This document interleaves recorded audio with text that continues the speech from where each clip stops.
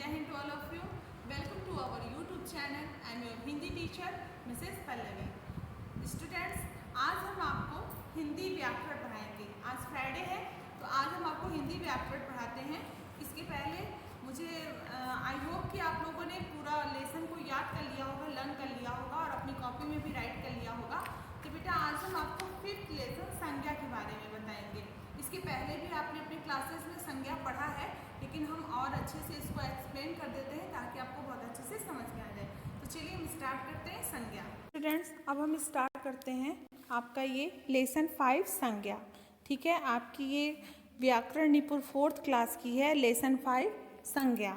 तो हम संज्ञा के बारे में आपको बताना चाहेंगे। देखिए बेटा, जैसा कि पिक में आपको दिख रहा है कि एक टीचर है, वो बच्चों को पढ़ा रही हैं, है ना, जैसे हम लोग आपको पढ़ाते हैं।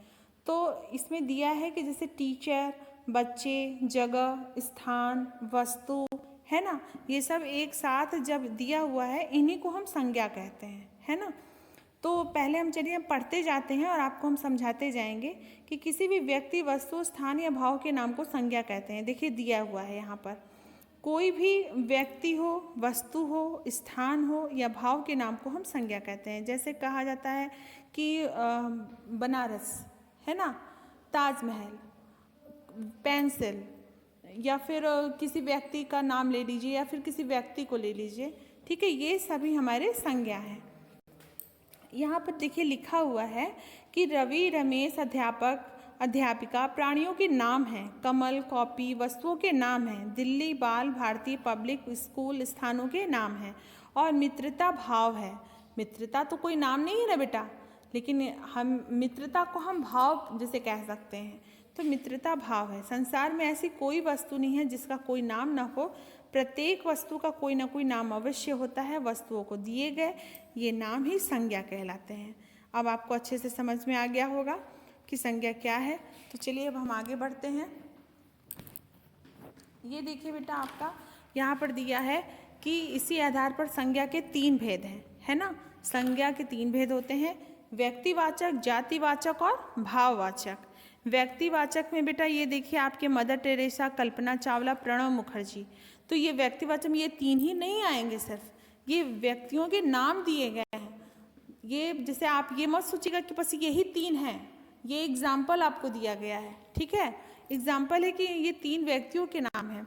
तो पहला व्यक्तिवाचक संज्ञा है, तो व्यक्तिवाचक में सिर्फ व्यक्तियों के नाम आ सकते हैं। ठीक है, सेकंड है जातिवाचक संज्ञा, है ना। जातिवाचक अभी व्यक्तियों के नाम में देखिए स्थानों के भी नाम आते हैं। व्यक्तिवाचक संज्ञा में स्थानों के भी नाम आते हैं। जैसे नीचे दिया है दिल्ली की लाल किला, है ना, यहाँ नीचे लिखा है लाल किला, ताजमहल, अक्षरधाम दिल्ली। जैसे कोई भी टेम्पल हो, मंदिर हो, है ना, वो आपके स्थानों के नाम में आ जाएंगे ना। तो जिन संज्ञा शब्दों में किसी विशेष व्यक्ति या स्थान के नाम का पता चले, वे व्यक्तिवाचक संज्ञा कहलाते हैं। अब समझ में आया, किसी विशेष व्यक्ति ना, जैसे कि आप हर व्यक्ति को मत ले लीजिए, ठीक है, जो बहुत ही महान पुरुष व्यक्ति हैं उनके नाम ले लीजिए। जैसे दिखा ना, विशेष व्यक्ति या स्थान के नाम का पता चले, उन्हें हम संज्ञा कहते हैं, सॉरी व्यक्तिवाचक संज्ञा कहते हैं। ठीक है, फिर यहाँ पर देखिए आपको मैं दिखा रही हूँ, लिखा है कुछ अन्य व्यक्तिवाचक संज्ञाएं हैं। जैसे पुस्तकों के नाम महाभारत, रामायण, चंपक, नंदन, बालहंस। देशों के नाम भारत, नेपाल, अमेरिका, रूस, चीन आदि। नदियों के नाम गंगा, यमुना, ब्रह्मपुत्र, कावेरी एक्सेट्रा, है ना। त्योहारों के नाम होली, दीपावली, दशहरा। खेलों के नाम क्रिकेट, कबड्डी। इमारतों के नाम लाल किला, और भी बहुत सारे हैं। व्यक्तियों के नाम सुभाष चंद्र बोस, सचिन तेंदुलकर, अमिताभ बच्चन, मदर टेरेसा, ये सब विशेष व्यक्ति हैं, है ना। दिन और महीनों के नाम में सोमवार, मंगलवार, बुधवार, ये सब दिनों के नाम हुए। जनवरी, फरवरी, ये सब भी हुए, है ना। तो ये आपके व्यक्तिवाचक संज्ञा में ये सब आ जाएंगे। सेकेंड आपका आता है जातिवाचक संज्ञा। जातिवाचक संज्ञा में है शेर, भालू, हाथी, मेज, ताला, कार, ये सब आपके जातिवाचक में आते हैं। जिन संज्ञा शब्द से किसी जाति के एक ही प्रकार के प्राणियों, वस्तुओं तथा स्थानों का परिचय मिले, वे सभी शब्द जातिवाचक संज्ञा के अंतर्गत आते हैं, है ना। तो जैसे कुछ अन्य जातिवाचक संज्ञाएं हैं, सैनिक, छात्र, कंप्यूटर, फल, सब्जी आदमी, बच्चा, कबूतर, कुत्ता, नदी, पहाड़, त्योहार, कमरा, अध्यापक, लड़की, खिलौना, पेड़ पौधे, बगीचा, शहर, पशु पक्षी, भाई बहन, विद्यालय आदि। ठीक है बेटा, ये आपके जातिवाचक में आ गए।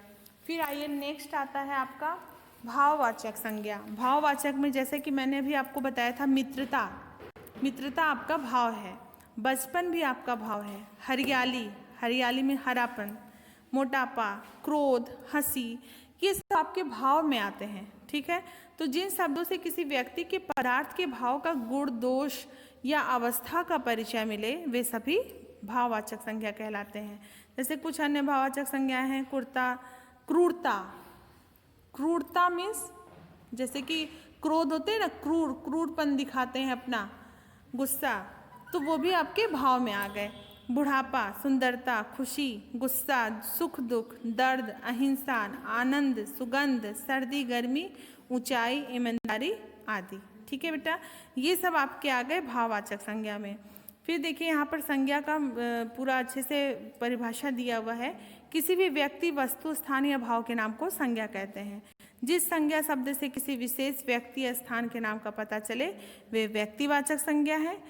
और जिस संज्ञा शब्दों से किसी जाति या एक ही प्रकार के प्राणी, वस्तु अथवा स्थान का परिचय मिले वे जातिवाचक हैं। जिन संज्ञा शब्दों से हमें भाव, पदार्थ के भाव, गुण, दोष या अवस्था का परिचय मिले उन्हें हम भाववाचक संज्ञा कहते हैं। फिर आपके हैं यहाँ पर क्वेश्चन आंसर, देखिए साइड में है। व्यक्तिवाचक संज्ञा के कोई 5 उदाहरण दीजिए। जैसा कि अभी मैंने आपको बताया, तो जब मैं आपको राइट करवाऊंगी क्वेश्चन आंसर तो मैं आपको ये सब लिखवा दूंगी। जातिवाचक संज्ञा के कोई 5 उदाहरण ये भी लिखवा दूंगी। भाववाचक संज्ञा के कोई 5 उदाहरण ये भी लिखवा दूंगी। ठीक है, आप इसके लिए परेशान मत होइएगा, आप बस इसको समझते जाइए कि संज्ञा क्या है। फिर देखिए यहाँ लिखा है सही विकल्प छांटिए। संज्ञा कहते हैं, किसे कहते हैं? प्रत्येक शब्द को, किसी व्यक्ति, वस्तु, स्थान या भाव के नाम को, केवल दिखाई देने वाली वस्तुओं को, या इनमें से कोई नहीं। तो अभी आपको मैंने बताया कि संज्ञा किसे कहते हैं, किसी व्यक्ति, वस्तु, स्थान या भाव को, वहाँ पर टिक कर दीजिए। संज्ञा के भेद हैं 2, 4, 3, 5। कितने भेद हैं? 3, तो 3 पे लगा दीजिए। फिर वैसे ही ग आप पढ़ करके कीजिए, वैसे ही घ। ठीक है बेटा, ऐसे पढ़ के आप पूरे में लगाते जाएंगे। दया, बलिदान, चालाकी, ठगी, ये कैसे शब्द हैं अभी आपको मैंने बताया है, तो आप इसको बताइए कौन से शब्द हैं? भाववाचक, भाववाचक पे लगा दीजिए। महेंद्र सिंह धोनी, ये कोई विशेष व्यक्ति हैं, तो विशेष में मैंने क्या बताया था? व्यक्तिवाचक। वेरी गुड, तो आप व्यक्तिवाचक में लगा दीजिए।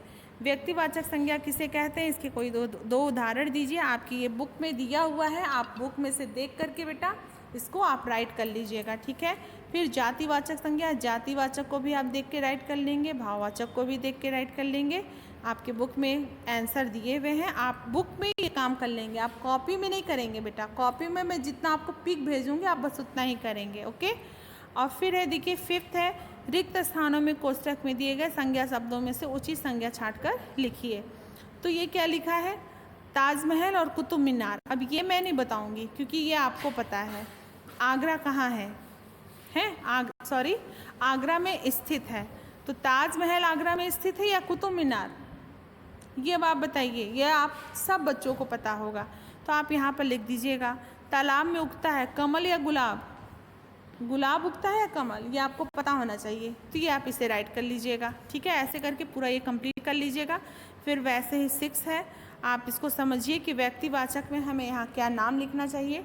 किसी का नाम, अच्छे से नाम, तो विशेष व्यक्ति का नाम लिखिएगा। ठीक है, अच्छा ये छांट करके लिखना है। व्यक्तिवाचक, जातिवाचक, भाववाचक संज्ञाएं छांटिए। तो बेटा आपको इसमें से छांटना है, आपको विशेष व्यक्ति का नाम नहीं लिखना है, आपको ये जो लाइंस दी गई हैं इसमें से छांटना है। तो छांट करके आप लिख लीजिएगा। ठीक है, फिर उसके बाद आपका ये पूरा कंप्लीट हो गया।